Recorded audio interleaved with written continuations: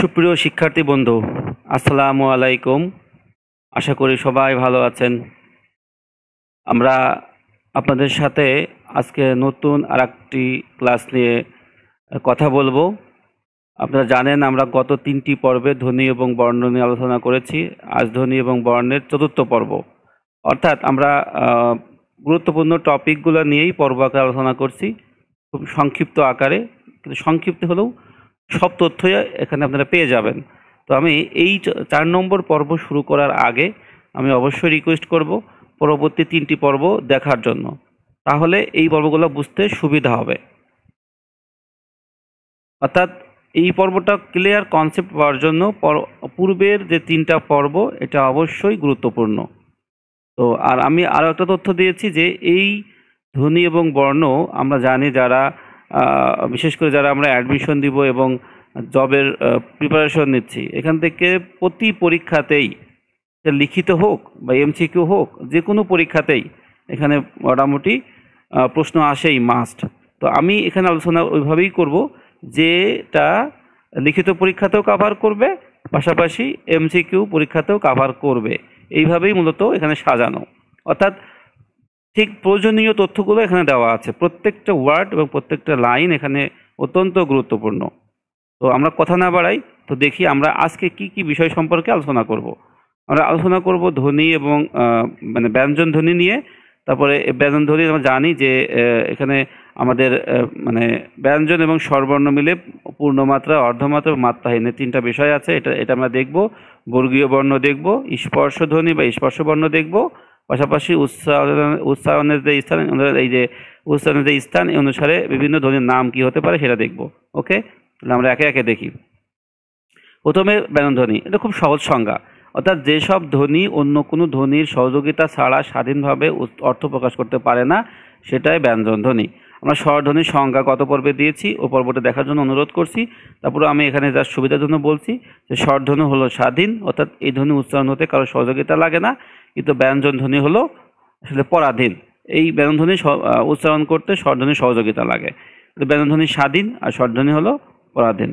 ওকে, তো আমরা জানি আরও কিছু গুরুত্বপূর্ণ তথ্য ব্যঞ্জন ধ্বনি সম্পর্কে। ব্যঞ্জন ধ্বনি মোট 39টি, এই যে এটা উদাহরণ দেওয়া আছে সংক্ষিপ্তভাবে। আর আমরা জানি ব্যঞ্জন ধ্বনির সংক্ষিপ্ত রূপ হচ্ছে ফলা। আমরা স্বরবর্ণের সংক্ষিপ্ত রূপ বলেছিলাম গত পর্বে, এখানে আমি আবার দিয়েছি। স্বরবর্ণের সংক্ষিপ্ত রূপ হচ্ছে কার, আর কার চিহ্ন কতটি? 10টি। 10টিকে কি আমরা গত পর্বে দেওয়া আছে, ও দেখার জন্য অনুরোধ করব। আর ব্যঞ্জন বর্ণ হলো সংক্ষিপ্ত রূপ হচ্ছে ফলা, ফলা চিহ্ন হচ্ছে 6টি। এখান থেকে বিভিন্ন পরীক্ষা আসতে পারে যে ব্যঞ্জন ধ্বনি কতটি, এর সংক্ষিপ্ত রূপ কি বা সংক্ষিপ্ত চিহ্ন কতটি, ইত্যাদি ইত্যাদি। তো আমরা এখন দেখব মাত্রাহীন, পূর্ণমাত্রা এবং অর্ধমাত্রার এইগুলা। এটা আমি গত পর্বে আলোচনা করেছি, এই স্বরবর্ণ মানে স্বরবর্ণগুলা। এখন আমি এখানে স্বরবর্ণ ব্যঞ্জন বর্ণ মিলে কতগুলো বর্ণমালা আছে সেগুলো সম্পূর্ণটা। তো আমরা গত পর্বে বলেছি স্বরবর্ণ মানে স্বরবর্ণ 11টা, বর্ণ 40টা, মোট বর্ণমালা হচ্ছে 50টা। এই 50টা বর্ণমালার মধ্যে পূর্ণমাত্রা হচ্ছে 32টা, অর্ধমাত্রা হচ্ছে 8টা, মাত্রাহীন হচ্ছে 10টা। মাত্রা মানে এখানে কোনো মাত্রায় নাই, 0। আর মাত্রা বলতে কোনটা বোঝায়? মাথার উপরে দাগটা, মাথার উপরে এই যে একটা দাগ, এক্সাক্ট এটা হচ্ছে মাত্রা বলে। তো মাত্রাহীন মানে 10, মানে এখানে যে শূন্যটা মনে করবেন যে শূন্য মানে কিছু নাই, তাই 10 মানে কিছু নাই। তারপরে 32 সর্বোচ্চ বেশি, পূর্ণমাত্রা আছে, মাথার উপরে ছায়া আছে 32টা, একেবারে মানে অর্ধেক আছে হচ্ছে 8টায়। এর মধ্যে স্বরবর্ণে আছে 6টি পূর্ণমাত্রায়, আর ব্যঞ্জন বর্ণে আছে 26টি। আর স্বরবর্ণে আছে অর্ধমাত্রা 1টি, আর অর্ধমাত্রার বর্ণ ব্যঞ্জন বর্ণে আছে হচ্ছে 7টি, আর মাত্রাহীন বর্ণ আছে হচ্ছে 4টি, আর মাত্রাহীন ব্যঞ্জন বর্ণে আছে হচ্ছে 6টি। এটা বিভিন্নভাবে আসতে পারে, অর্থাৎ ইন্ডিভিজুয়ালি স্বরবর্ণ আসতে পারে, ব্যঞ্জন বর্ণ আসতে পারে, আবার সম্পূর্ণ বর্ণমালাও আসতে পারে। তো ছকটা সেভাবেই সাজানো।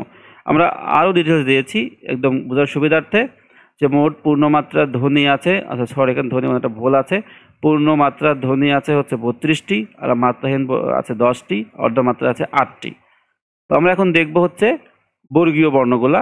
বর্গীয় মানে অর্থাৎ আমরা জানি যে ক থেকে ম পর্যন্ত মোট বর্গীয় বর্ণ হচ্ছে 25টি। এই অর্থাৎ ব্যঞ্জন বর্ণের মধ্যে এই বর্গীয় বর্ণগুলো নিহিত আছে, স্বরবর্ণের মধ্যে না। আর ব্যঞ্জন বর্ণের মধ্যে আমরা জানি স্বরবর্ণের একটা বর্ণ আসে, সেটা হচ্ছে স্বরে অ।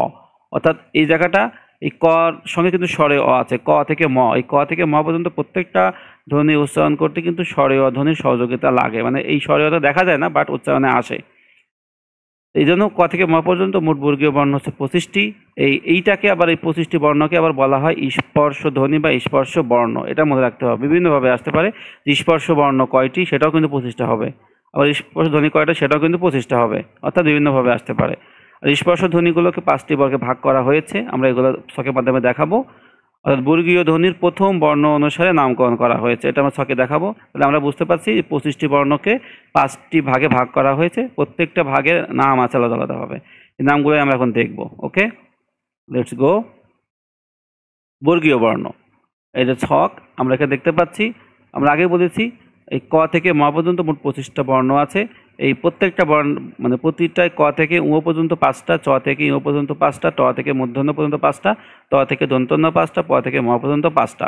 এই প্রতিটা বর্ণের মানে প্রতিটা বর্গের প্রথম যে বর্ণ এই নামকরণ, এটা অনুসারে নামকরণ করা হয় বর্গীয়।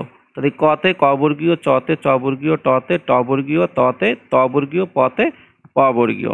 এভাবে এখানে আবার বিভিন্ন আসতে পারে উচ্চারণের স্থান অনুসারে নামকরণ। এটা আমরা পরবর্তী আলোচনা করছি। আমি এখানে একটু জাস্ট টাচ দিচ্ছি, যেখানে আমরা জানি যে ধ্বনি উচ্চারণের জন্য আমাদের বাকযন্ত্রের সহযোগিতা লাগে। বাকযন্ত্র কি, কাকে বলে, কত প্রকার এবং কোনগুলা, এইটা পাবেন হচ্ছে প্রথম পর্বে।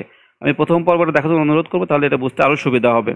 তাহলে আমরা এখন দেখি যে উচ্চারণের স্থান অনুসারে এর নামকরণ, অর্থাৎ এই 25টা ধ্বনির নামকরণ করা হচ্ছে, কোন কোন জায়গা থেকে কোন কোন ধ্বনি উচ্চারণ করা হচ্ছে। আমরা ক বর্গীয় ধ্বনির উচ্চারণ স্থান পাচ্ছি হচ্ছে কণ্ঠ বা জিহ্বা। এই কটা মনে রাখতে হবে, অর্থাৎ মানে এই ক বর্গীয় ককে মানে ক থেকে উ পর্যন্ত এই 5টি বর্ণ যে উচ্চারণের যে জায়গা সেটা হলো কণ্ঠ বা জিহ্বা। কতে কণ্ঠ, এভাবে মনে রাখতে হবে, কতে মানে ক সমান কণ্ঠ। আচ্ছা, এরপরে কি আছে আমরা এটা এখানে দেখতে পারি, এই যে কিভাবে, এই যে কতে কণ্ঠ। কণ্ঠ পরীক্ষাতে আসতে পারে নিচের কোনটি কণ্ঠবর্ণ নয়, অথবা দুটি কণ্ঠবর্ণের উদাহরণ দাও। লিখিত পরীক্ষা আসতে পারে যে দুটি কণ্ঠবর্ণ উদাহরণ দাও বা কণ্ঠবর্ণ উদাহরণ দাও।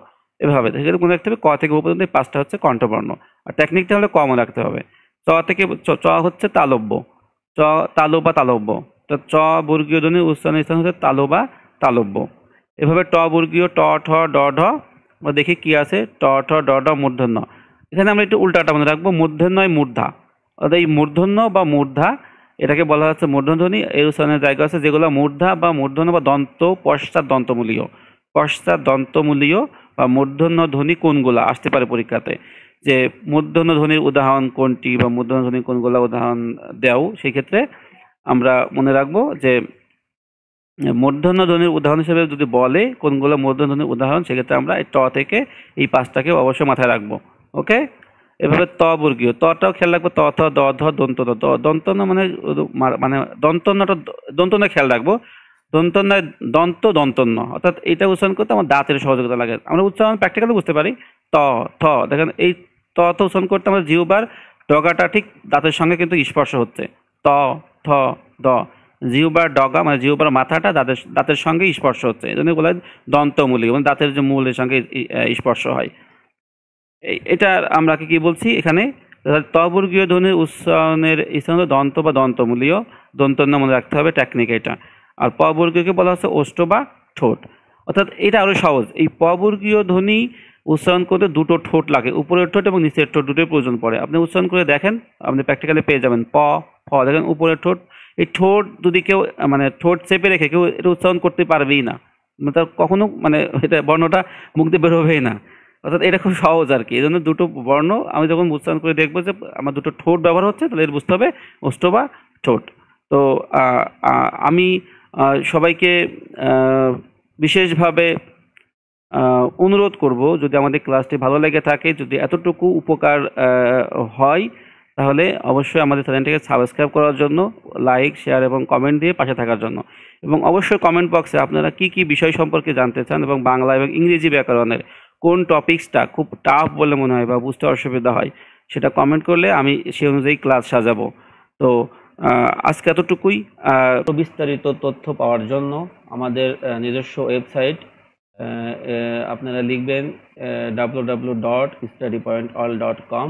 এখানে গেলে এই সাইটে আমাদের যে প্রয়োজনীয় অনেক টপিক আলোচনা করা আছে, অর্থাৎ বাংলা এবং ইংরেজি, বিশেষ করে বাংলা এবং ইংরেজি ব্যাকরণের অনেক টপিক এখানে দেওয়া আছে, যেখান থেকে আপনার প্রয়োজনীয় তথ্যগুলো আপনি নিতে পারেন। এটা সম্পূর্ণ ফ্রি, কোনো পেড ভার্সন নাই। জাস্ট আপনার চাইলে এখান থেকে কপি করে নিজে নিতে পারবেন। পিডিএফ আকারে দেওয়া আছে, ওয়ার্ড ফাইল হিসেবেও দেওয়া আছে, ইচ্ছা। তো যদি আপনার প্রয়োজন মনে হয় এই ওয়েবসাইটে যাবেন, যে আপনার প্রয়োজনীয় অংশটুকু এখান থেকে নেবেন। তো এখান থেকে যেগুলো দেওয়া আছে, আশা করি এখান থেকে যে কোনো পরীক্ষায় শতভাগ প্রশ্ন কমন আসবে ইনশাল্লাহ। ক্লাসটা এতটুকুই। আমাদের ক্লাসের আরও যাবতীয় তথ্য বিস্তারিত পাওয়ার জন্য আমাদের নিজস্ব ফেসবুক পেজ শামীম হোসেন বকুল, এখানে গেলে আপডেট পাওয়া যাবে।